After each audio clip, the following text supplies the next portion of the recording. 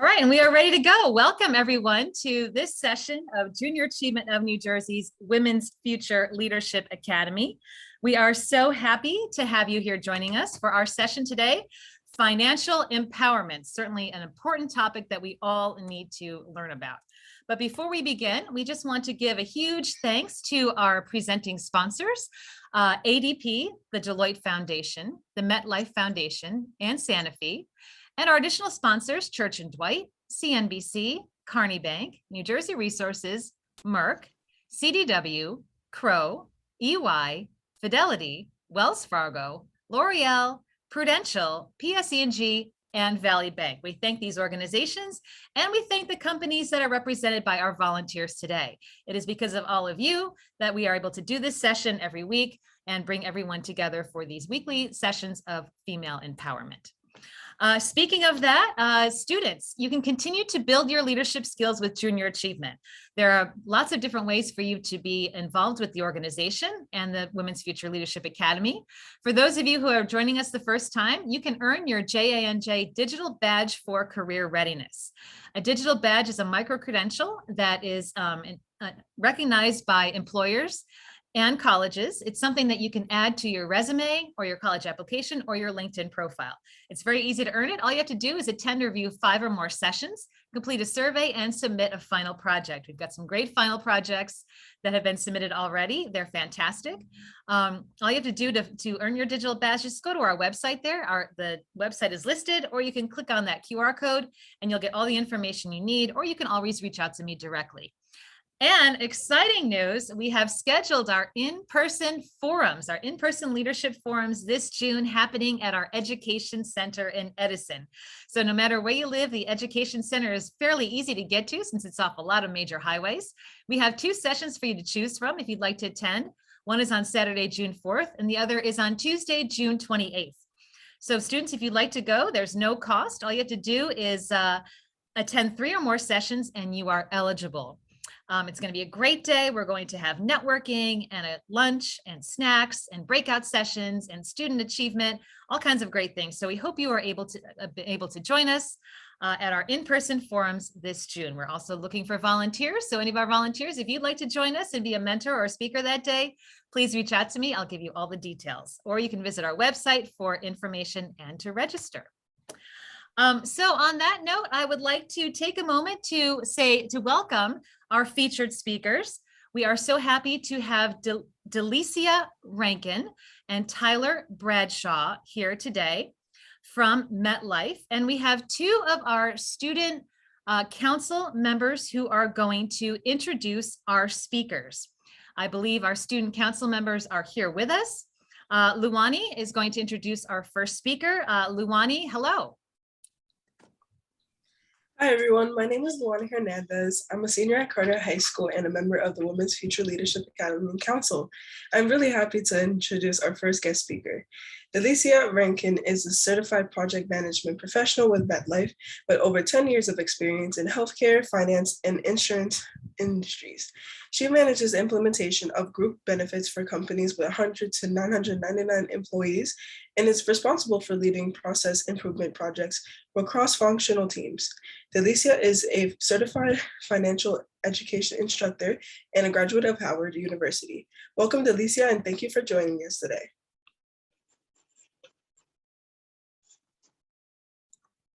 All right. Thank you, Delicia. I think you're muted. Okay, now I'm talking. Thank you so much for that wonderful introduction. I really appreciate that. When I heard that there was a volunteer opportunity, I jumped at it at the chance because this is a passion of mine, especially when it comes to women and women who are, looking at careers, looking at, what's my next step? When I was in that position in high school, and I'm going to go a little bit over my journey to how I got to MetLife, and also about how I got into insurance, because I was not going that route. I was totally going a different route. So let me talk a little bit about that. First of all, I graduated in communications from Howard University. That was film communications. So I was actually going to go into the film business. And I was in the film business for a little while. So I was a script supervisor, and I grew up in California, and that was going to be my career. That was it. Okay. What changed? What got me into finance? Actually, I took one class. I took a finance class, and I got a straight A in that class. I loved it. It was just like light bulbs on. It was so much information that I did not understand before, and finally I understood it. And I was like, oh, I didn't think I would be good in it, because I wasn't good in math. Okay, I did not do good in math in school at all. And it had nothing really to do with math. It had to do with practical life. And the reason it turned me on is because going through life, growing up in South Central LA, finances were always a problem. It was something you ran away from. It was something you did not really want to talk about.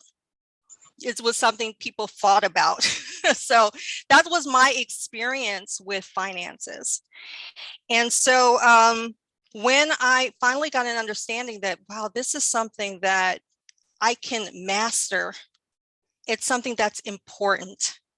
That's when I got turned on to the whole financial world. Now, I'm going to back up just a little bit. My dad was already in the financial business. He was a farmer's insurance agent. He had his own office, and I used to work for him in his office from the time I was a little child. But I thought it was boring, so I didn't want to do that. It seemed to me it was like a boring career to go into.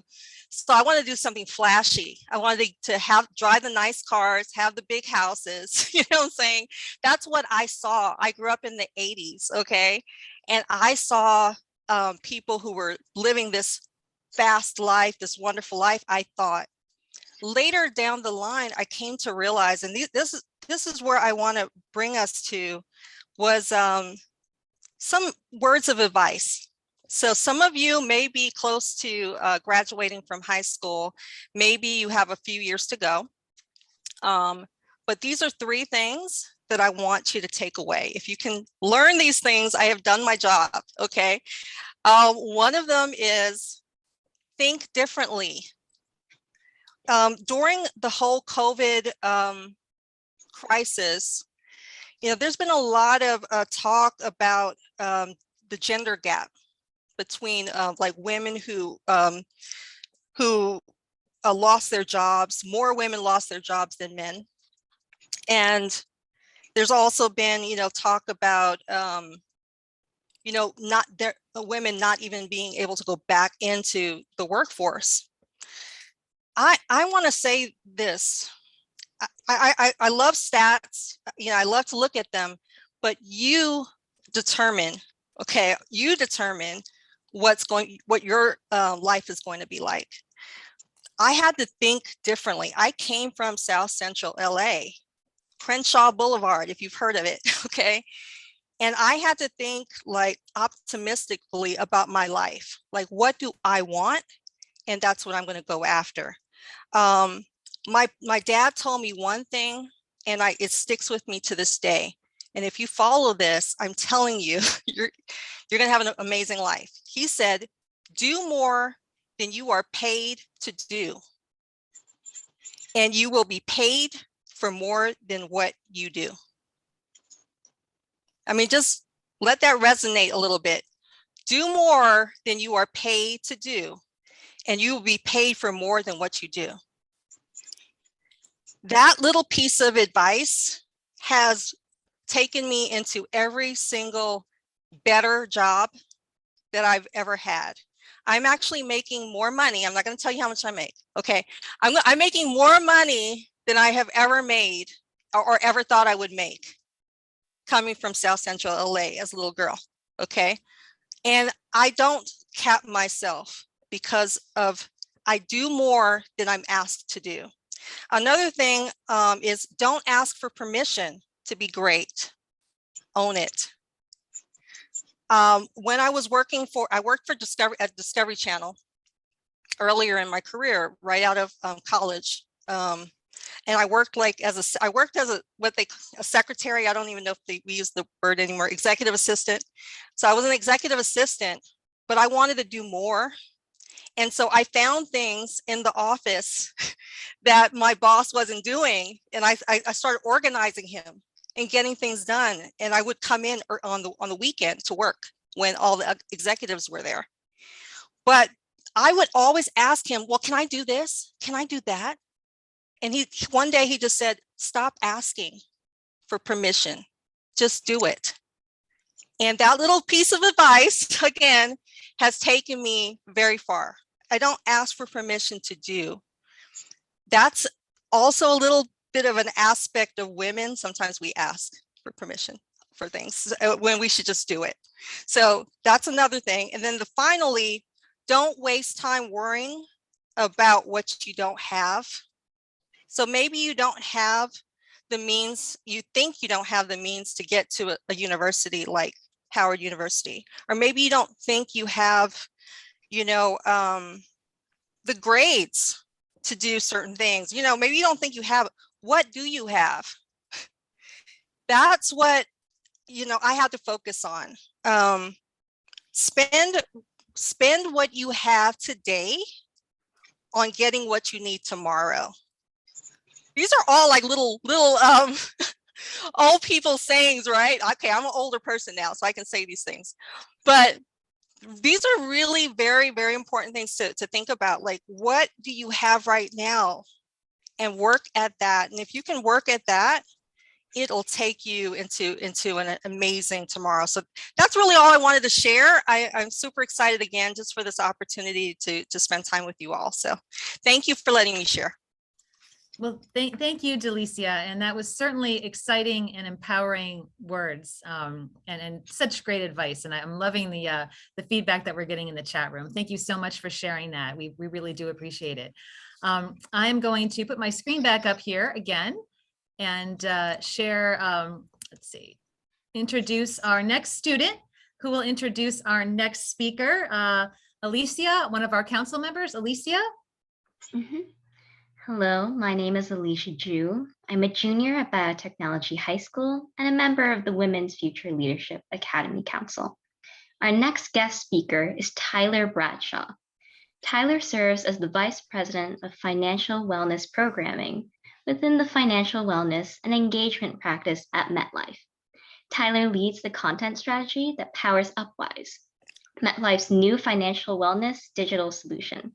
Tyler is a graduate of Bentley University. So welcome, Tyler, and thank you so much for sharing your experience with us. Great, thank you. So, oh, wow, look at this. We've got the PowerPoint slide on demand here. Christy, thank you so much. I was going to ask if you wouldn't mind if I pulled it up, but you're one step ahead of me. So thank you for the introduction. And Delicia, I'm inspired after hearing your story there, and it's so nice to meet you. I can't wait to talk to you after this event. Would love to learn more about your story, and we could use your help with Upwise, Delicia. We want to get all those words of advice into our app and start pushing those out to people. I mean, those are the types of words that inspire people every day to just continue on their journey and keep focused towards making real progress. So thank you for sharing all that. Good evening, everybody. Thank you for including me. I'm a huge fan of anything that relates to financial wellness, and I appreciate the opportunity to just share some thoughts. So I do have 2 daughters, and I've been married for over 20 years. So I'm proud to be surrounded by women, and I feel like I'm a better person as a result of that. I do have a dog who you see in the slide as well. So he is a male. He's my partner in crime here when we need to balance things out, and when I need some support when I'm getting outnumbered. But I appreciate the opportunity to talk to you all. And financial empowerment is such an important topic I would love to, as I kind of share with you my story, I'd love to just spend a minute, and if folks wouldn't mind typing into the chat, I'd love to hear your thoughts around what does financial empowerment mean to you? Is there a word or two that jumps out at you when you think of financial empowerment? And it just, please don't just be the limit to the students, like even the volunteers as well. I'd love to get your impression of what that really means to you. How do you feel about the concept of financial empowerment? What words come to mind? So I'm seeing confidence, being able to support yourself, so being sufficient, not worrying, having choices, not having to rely on someone else, having support and a strong foundation, being in control, again, that word is coming through, being able to rely on yourself, being ready for the future, self-sufficient. I love it. Doesn't that feel good? I mean, think about the emotions that are attached to those words. Being independent, having stability. Another one that comes to mind is confidence, right? Confidence and control. So I've got two daughters, they're both teenagers. I was talking to them about this opportunity, and I did a quick survey of two at the dinner table, and got their reaction to what financial empowerment means. And Delicia, I wish I had some of your words of wisdom there to impart on them. But they're now both working. They're both in high school. They both have part-time jobs. And I was happy to say that a lot of what we've been talking to them about is similar to what we heard from Delicia and what her dad was sharing. So it's great advice in terms of doing more and really taking control. You know, my journey, I still live in Massachusetts. I grew up here. I went to Bentley University. I didn't know what I wanted to do with my career. And I was debating whether or not to go into teaching. I actually was involved in junior achievement before I graduated. I really liked the idea of giving back to the community and staying connected to kids and education.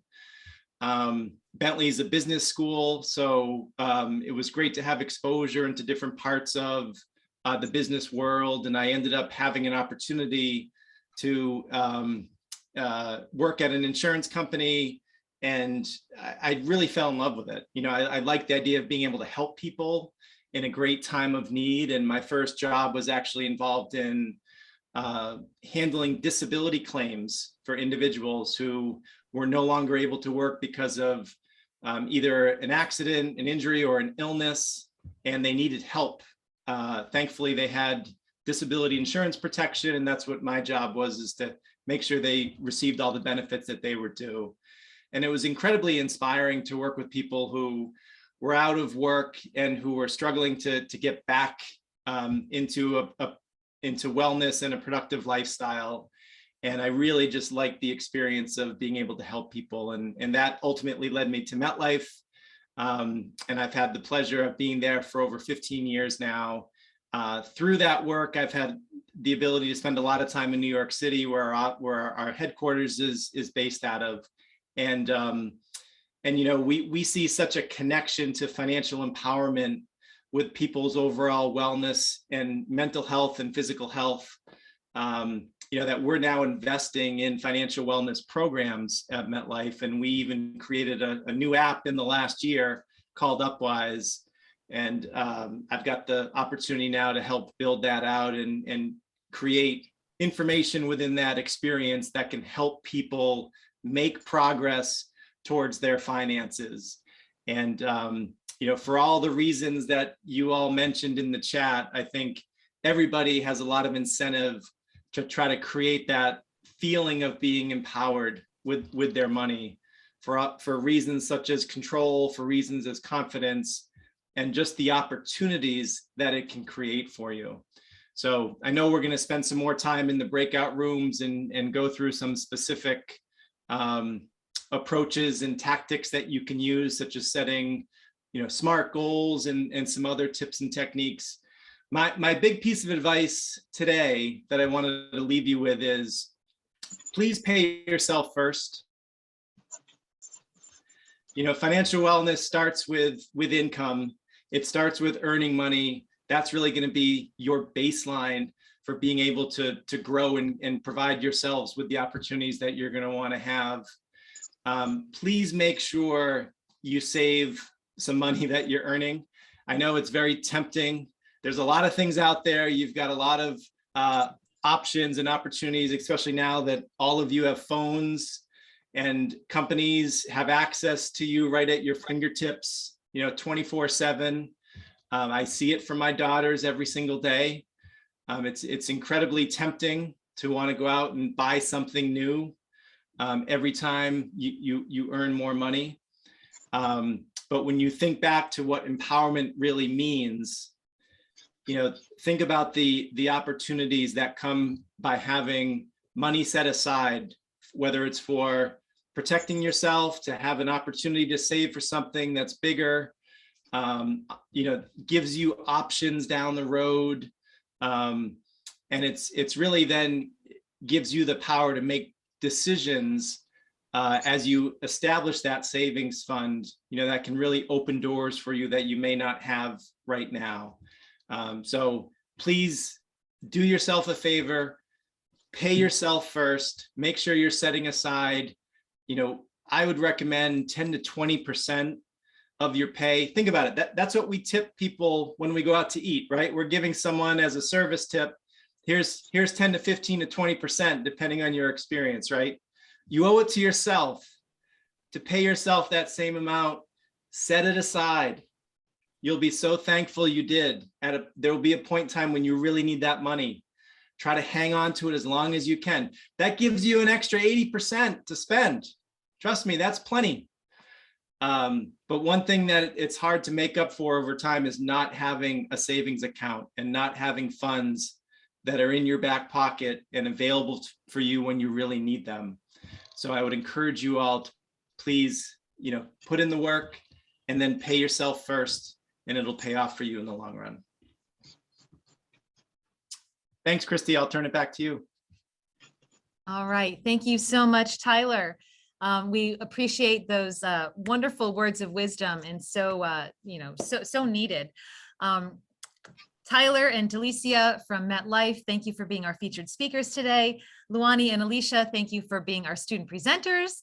You did a wonderful job, and to all of our other students and student council members who are joining me, thank you as well. So we're going to talk a little bit about some financial goals and making SMART goals. And certainly both of our speakers kind of alluded to that. So what is a SMART goal? Think about a financial goal that you have, and we can all do this together, students and volunteers. Think about a financial goal that you have. Your financial goal could be a short term, something that can be reached within 3 months, an intermediate goal, which can be reached within a year, or a long-term goal, which takes longer than 1 year to reach. So think about one goal and determine if it's a short-term goal, an intermediate goal, or a long-term goal. So think of that goal, maybe write it down if you want, or put it in your head for a moment. And then think about this outline for SMART goals. So SMART goals, this format can be used for a number of things, not just financial goals, for career goals, or if you're doing an assignment. But this is a great tool to use, and this will help you figure out a strategy and a plan to reach that goal. So a SMART goal should be specific, contain specific details. It should be measurable, be able to measure and track your progress. It should be attainable, small enough that you're able to complete it in a realistic time period. Or perhaps you can break it into smaller goals that'll make it easier to reach. It should be relevant to what you want to achieve. It should be something that's going to move you forward to where you want to be. And then finally, it should be timely, have a specific time frame in which you are going to complete it. So that's what a SMART financial goal will look like. So this is what we're going to do in our breakout session. So we have some wonderful volunteers here who will, and pardon my expression, have a wealth of information to share with you. We have volunteers from MetLife and Santander and State Farm and many others who really have some great experience. And our breakout rooms, like I mentioned, because so many of our students are viewing this later, our breakout rooms will have probably an even number or more volunteers than students, but that's okay. So what I'd like to do at the end, after we come back together after our breakout sessions, I would like to invite our volunteers to come back and share a piece of financial advice with the group in the recorded session so that we can share that with all the students who are unable to attend live. But until then, I am going to go ahead and stop recording for a moment.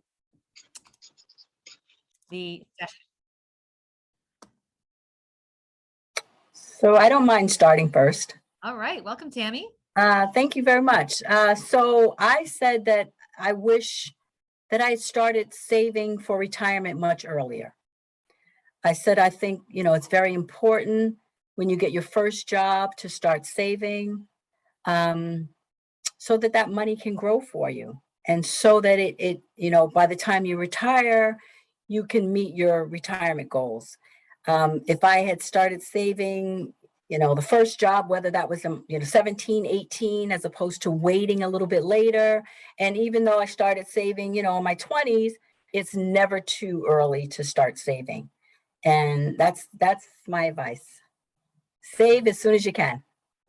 Excellent advice. Thank you, Tammy. Would any of our other volunteers like to share? I know I spoke with Karen earlier from MetLife, and she had a great website that she shared, and I see she put that in the chat room. So thank you so much, Karen, for sharing that. Can I share? Please. Hello, Melissa. Welcome. Hi, my name is Melissa. So I'm currently an architecture student at Mercer County Community College. Some advice that I gave, so I start off with a quote and I put it in the chat. Don't let your circumstances dictate how much scholarship money you get. Meaning, don't let, oh, I don't have this much money or I'm like broke or something. Still go for it, because at the end of the day, you'll feel great in your heart that you went for it and you at least tried. If you get it, you get it. That's great. If you don't, you don't. One of the tips that I do, and I shared it with my group, is I know, okay, I get paid every 2 weeks. Before I get paid, I'll take 5 to 10 minutes out of my time just to sit down and jot down what I want my money to go towards. And as I complete the task or as I get the item, I check it off. If I don't get the item, I put it on for my next list. Buy things that benefit you. So if you have like health problems, if you need certain things, and lastly, save up. It was funny because I remember before my grandma passed, my grandma was like, you gotta start saving up for college. It'll be time for you to go to college pretty soon. And at first I didn't know what she was talking about because I was in high school. So I was thinking but not thinking. But at the end of the day, save as much as you can while you're young, put it away, and then when you get older, it'll add up and you'll be satisfied where you came from, how far you came. Melissa, great advice. And thank you so much for sharing that. I see everybody's head nodding. Excellent advice. We really do appreciate that. Thank you, Melissa. And we're so glad that you joined us. Any of our other volunteers want to share some financial advice? I know we're going a little bit past time, so no pressure if you can't stay, but we will definitely keep this going for as long as we can. Sure, I will. Thank you, Holly. Welcome. So my advice that I shared in our breakout session is learn how to create a budget and use your budget to make conscious decisions about where your money goes. Use your money like a tool. Don't just let it slip out of your fingers. And if you budget for, think about all the different kinds of things you want to spend your money on and decide where you're putting it. That will be tremendous. You'll find money by making conscious choices about where your money goes. That's great. Thank you, Holly. Thank you so much. Any of our other volunteers want to share their words of wisdom? I see some great stuff in the chat room as well. I'll quickly add there are some great apps out there, many of which are free to students. I think one of them is YNAB. You need a budget, YNAB. But there's some others out there that you can get for free. You don't even have to spend any money on them. So go out and look for them. I would recommend as soon as you have access to like a 401k or a 403b, even putting a small amount of money from your paycheck into it really makes a difference. And if you do that, you won't miss the money. If you do that first thing when you start a position, it just won't be there for you to spend. So think about it that way. Great. Thank you. Great advice. And hey, Christy, it's Tyler again. I just threw in the website for Upwise. So this is what we've been working on at MetLife. It's a free app, so anyone can use it. Covers everything from budgeting to saving to investing to retirement. So if anyone's interested, we've got a lot around planning for college and student loans. So shameless plug there, but since it's free, I just wanted to let people know it's available. And that's what my team creates, is actually all the content that you see in there. So great advice from everybody. Really, the only thing I wanted to add, Christy, from my point of view, was just be careful with credit cards. My first credit card was issued to me when I walked on my college campus. So you'll see, for those that are attending college shortly, there will be tables and booths set up to talk to you as soon as your parents drop you off. Please just be careful. I think there's a lot of advantages to having a credit card. Be very careful with how you spend. And, our group talked about, some really good advice. One of the Karens, I'm sorry, I forget which one, suggested, to really be mindful around how much you're spending and try not to spend more than what you can pay back in the 30-day time frame, because the credit cards will give you the minimum payment amount, but it'll take you years to pay it off, and they will generate a lot of income from all the interest that you'll be paying if you just keep it to those minimum payments. So please be very careful with credit cards. Very wise advice. Thank you, Kristen. Thank you so much. And I see Patty also dropped a link for the HESA, which is a great place, like you mentioned, for scholarships and financial aid. So students, if you're looking for that, just scroll up the chat and you'll see the website for HESA, Higher Education Student Assistance Authority, I believe it is. Great link. Any other thoughts from our volunteers? Sorry, I have something else. If any of you guys are looking for scholarships, besides like websites, also check with your church. I know my church, Friendship Baptist Church, every summer when the school year let out, they give scholarships to college students. They have scholarship applications for college students and high school students. So as usual, the money is there. You just have to go for it and be confident about it. Absolutely. Thank you for sharing. And again, some other great stuff in the chat. We are kind of running out of time. We may have time for one more volunteer. If any of our volunteers would like to share something that they talked about in their breakout room. In my breakout room, we were talking about how most of the time there's not that many people for scholarship applications who actually submit their scholarship to be reviewed.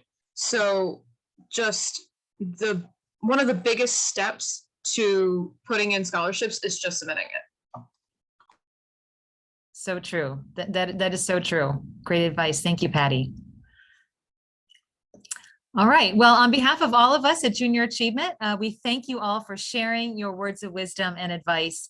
Thank you to our students and our wonderful volunteers and speakers. We do really appreciate your time. And it is Financial Literacy Month here in April. So very important that we continue to do these. I see a lot of questions about building credit. Great questions there. We will post all these resources on our website as well. So students, if you'd like to learn more, please go and visit our website. So on behalf of all of us, thank you so much. Have a wonderful evening and a wonderful rest of your week. Thank you so much. Excuse me, Miss Christy? Sure. So I was wondering, do your organization do any scholarships and grants for high school students or college students?